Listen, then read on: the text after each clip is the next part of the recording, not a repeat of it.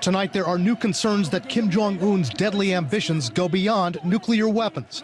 South Korean officials and independent weapons experts are growing increasingly concerned that Kim's regime has the intent and capability to develop biological weapons. They are a weapon of terror in a sense, because we have in our own minds these thoughts about the horror of biologicals, outbreaks of disease. This is something that frightens us. South Korean government reports, recently cited by Harvard University, say North Korea has 13 types of biological agents which it can weaponize within 10 days. They say anthrax and smallpox are the most likely agents they would deploy. Anthrax is virtually the ideal biological agent for weapons purposes. It's a bacterium that is very hardy. It can survive all kinds of conditions. It can persist. It is very deadly. You can aerosolize it and spread it around with sprayers. June 2015, Kim Jong-un tours the Pyongyang Biotechnical Institute. The North Koreans said it was a factory which manufactured pesticides, but some machinery on display raised alarm.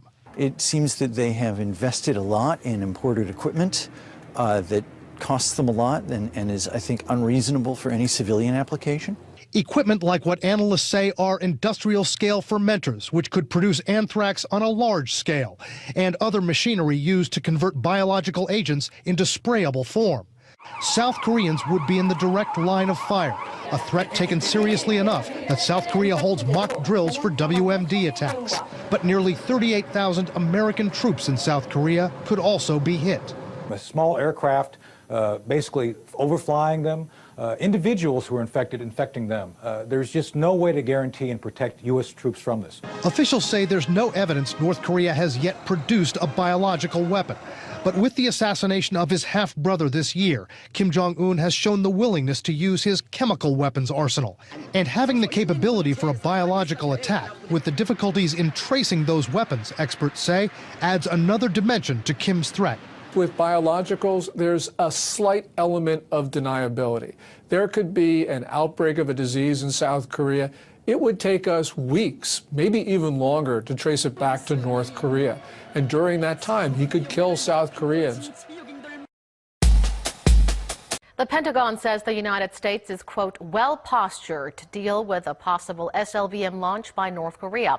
The remarks come amid reports that Pyongyang's submarine-launched ballistic missile program is advancing.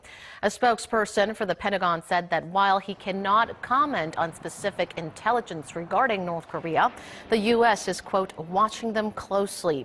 He added that Washington remains ready with South Korea and Japan to counter any threat from North Korea.